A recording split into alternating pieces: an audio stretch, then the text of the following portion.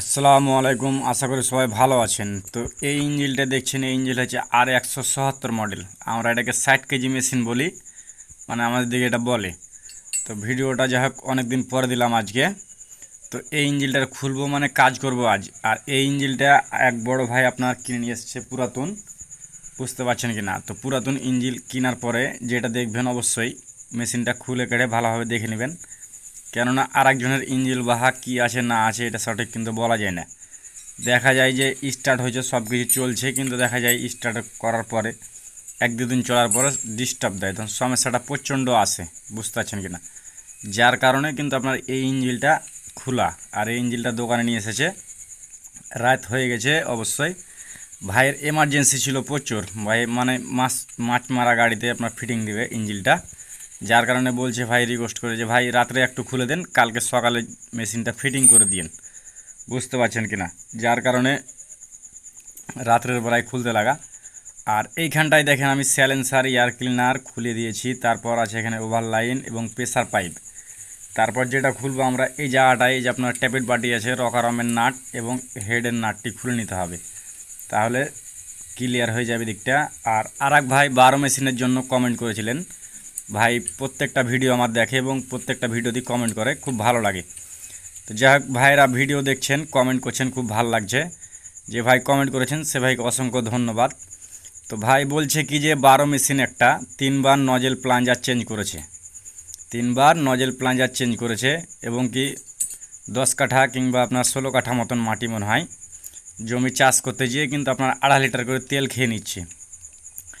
আর ভাই বলছে আমি নজেল প্লাঞ্জার চেঞ্জ করার পরও তেলের ডাকটা কিন্তু ঠিক মতন আসছে না, বুঝতে পারছেন কি না।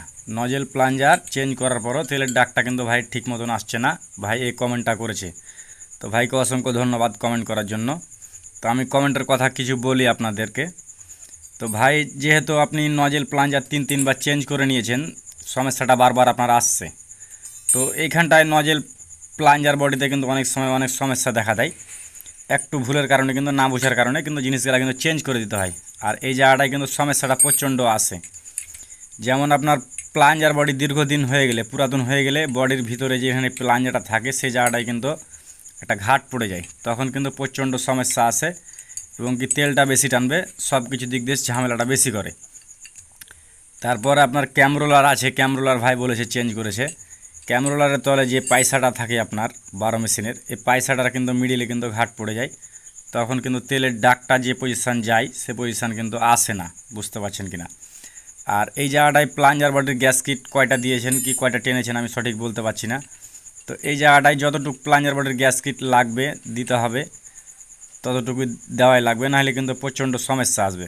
প্লাঞ্জার বডির গ্যাস কিট যদি আপনি বেশি দিয়ে দেন, দেখা যায় কি আপনার ক্যামরোলার ক্যামসাপের সাথে ঠেকতে পায় না, তখন যে পজিশানে ধাক্কাটা দিবে সে পজিশানে কিন্তু ধাক্কাটা পায় না, যার কারণে কিন্তু ইঞ্জিনটা তেল বেশি টানে।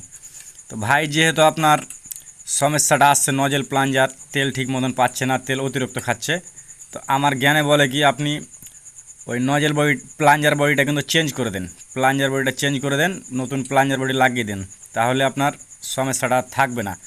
আর আরেকটা কথা বলি আমি, যে ক্যামশ্যাফটটা আপনি ফিটিং করেছেন নতুন, এই ক্যামশ্যাফের বুশটা দেখবেন যে ক্যামশ্যাফের বুশটা গজছে কিনা, যদি গজাগজি হয় তাহলে কিন্তু আপনি হাজার নতুন নজেল প্লাঞ্জার লাগালেও কিন্তু তেলের ডাকটা ঠিক মতন পাবেন না, বুঝতে পারছেন কি না। আর আরেকটা কথা বলি আমি, দেখা যায় যে আপনার নজেল প্লাঞ্জার লাগিয়ে তেলের ডাকটা খুব সুন্দর আসছে, কিন্তু দেখা যায় আপনার 1 বিঘা জমি বাহার পরে আপনার নজেলের তেলের ডাকটা থাকে না। তো এইটা হয় কি আপনার প্লাঞ্জার বডিতে যখন সমস্যা আসে তখন আসবে। আর আপনার যেটা মোবিল পাইপ আছে আপনার হাউজিং থেকে ট্যাপের বাটির রকারাম বাটিতে যায়, সেই মোবিল পাইপটা যদি ক্লিয়ার না থাকে তো সেই জায়গাটায় সে সমস্যাটা আসে। তো আশা করছি ভাই বুঝতে পারছেন, না বুঝতে পারলে আবার কমেন্ট করবেন। তো এই মেশিনের হেডটা কিন্তু আমার খোলানো কমপ্লিট, এই হেডগুলো দেখছি আপনার ভাল্বগুলো অনেকটা বসে গেছে। তো এই হেডটা আর চালাবো না, চেঞ্জ করে দেবো, মানে ভাল্ব গাইডটা আপনার, তাহলে ক্লিয়ারটা হয়ে যাবে। আর এখানটা হেড গ্যাসকিটটা বের করে নিই। আর এই পিস্টনটাই কিন্তু মোবিল টানছে, বোঝা যাচ্ছে আপনার, পিস্টনটা খুলে লাইনার পিস্টনটা অবশ্যই দেখতে হবে। তো এই জায়গাটায় লাইনার আমার কিন্তু সমস্যা আসে না, মানে কোনো ঘাট নেই, কোনো সমস্যাও নেই। তো এই দিকটা যাক, তারপর আমাদেরকে ব্যাক প্লেটটা খুলতে হবে এই জায়গাটায়। তো এই জায়গাটায় ব্যাক প্লেট খুলতে গেলে 10 নম্বর এল লাগে, 10 নম্বর এল দিয়ে আমরা ব্যাক প্লেটটা খুব সুন্দরভাবে দেখে শুনে খুলে দেবো। তারপর এই জায়গাটায় কিন্তু কানেক্টিংয়ের নাট আছে আপনার দুইটা, 14 নম্বর রিং বা এল দিয়ে খসে দিতে হবে, যার কারণে কিন্তু খুলতে হবে। আর পুরাতন মেশিন যখন ভাই নেবেন অবশ্যই একটু খুলে কেটে দেখে শুনে নেবেন। আর মেশিনটা অবশ্যই বাড়ি নিয়ে এসে ভালো একটা মিস্ত্রি দেখে ওয়াইলিং করে নেবেন, তাহলে জমিতে যেয়ে কিংবা আপনার কাজে যেয়ে কোনো সমস্যাটা আসবে না। তো এই জায়গাটায় আমার মোটামুটি ব্যাক প্লেটের নাট খসে গেছে, সমস্যাটা ওরকম আসেনি। আর এই জায়গাটায় আপনার দুইটা কানেক্টিংয়ের নাট আছে, 14 নম্বর নাট দুইটা কিন্তু ঢিল দিয়ে দেবো, সমস্যা এই জায়গাটায় হবে না তাহলে। আর যে ভাই কমেন্ট করেছিলেন সে ভাইকে বলছি, ভাই অবশ্যই সব কিছু আপনার খুব ভালোভাবে দেখেছেন, খুব ভালোভাবে করেছেন, তারপর আপনি ঠান্ডা মাথাতে মেশিনটা একটু দেখবেন কোথায় কোন সমস্যাটা আছে, অবশ্যই বুঝতে পারবেন, বুঝতে পারছেন কিনা। তারপর যেটা আমি বলি আপনার এই যে লোড টানা তেল খাওয়া, আপনার রোকার যদি ঠিক মতন অ্যাডজাস্ট না থাকে কিংবা রোকার আম যদি আপনার গজে যায়, আপনার কিন্তু প্রচণ্ড সমস্যা আসবে, বুঝতে পারছেন কিনা। তো এই জিনিসগুলো অ্যাকচুয়ালি দেখে শুনে ঠিক ঠান্ডা মাথায় কিন্তু কাজটা করবেন, তাহলে সমস্যাটা আসবে না। তো এই জায়গাটায় আমার কানেকটন বেরিয়ে গেছে, সমস্যা আসেনি পাল্লাটা। এবার পিস্টনটা বের করে নেব, পিস্টনটা বের করে লাইনারের এবং পিস্টনের পরিস্থিতিটা কিন্তু দেখতে হবে, বুঝতে পারছেন কিনা। তো এই জায়গাটায় আমার পিস্টনটা বেরিয়ে গেছে, এখানে কোনো সমস্যাটা আসেনি। তো এবার যেটা আমাকে করতে হবে, এই জায়গাটায় রিংটি আছে, আমি রিংটি কিন্তু বের করে নেব। আর এই জায়গাটায় লাইনার খুব সুন্দর আছে, কোনো সমস্যা নেই। তো এই যে রিংগুলো আছে, এই রিংগুলো কিন্তু আমি খসিয়ে ভালোভাবে খুব দেখিয়ে মিলিয়ে দেখে নেব যে রিংটা আসলে অ্যাকচুয়ালি বসেছে না বসেনি, বুঝতে পারছেন কিনা। এই রিংয়ের কারণে কিন্তু প্রচণ্ড সমস্যা আছে, আপনার সাদা ধোঁয়া মারবে, ইঞ্জিনে চোখ মুখ জ্বলবে, প্রচণ্ড খিদিবিদি লাগে, বুঝতে পারছেন কিনা। তো যার কারণে এই রিংগুলা অবশ্যই যখন দেখতে হবে। তো এই জায়গাটায় কানেক্টিংয়ের লাইনটা আমার ঠিক আছে, কানেক্টিং গজে না। আর এইটা আপনার মোবিল রিং, এই মোবিল রিংটা কিন্তু চেক করব। তো এই জায়গাটায় মোবিল রিংটা কিন্তু হালকা একটু ডাউন হয়েছে। তো এই মেশিনটার কাজ করা আমার হাতে ছিল না, যার কারণে মেশিনটা ভাই আরেকটা জায়গায় কিনেছে। তো খসে কেটে দেখে নেবো। তো এই জায়গাটায় রিংটা চালানো যাবে না, মানে না রিং খুললে আপনার রিং কিন্তু দেওয়া যায় না, সমস্যা আছে। তো এই জায়গাটায় পিস্টনটা দেখছি, পিস্টনটাও ঠিক আছে, পিস্টনটাও সমস্যা নেই, পিস্টনটাও রেখে দেবো। তো এই জায়গাটায় লাইনার পিস্টন থেকে যাবে, সমস্যাটা আসবে না। তো এই যে দেখছেন সাইড কভারটা, সাইড কভারটা খুলতে গেলে কিন্তু আপনার এই যে পাওয়ারফুলটা খসা লাগে। আর এইখানে 10 নম্বর এল দিয়ে নাটটা কিন্তু খসিয়ে নিতে হবে, কেননা আরেকজনের মেশিন ভাই বাহা কী আছে ভিতরে না আছে, আমি যখন কাজ করব তখন অবশ্যই আমাকে একটু দেখে শুনে ভালোভাবে দেখে শুনে কাজটা কিন্তু করে দিতে হবে।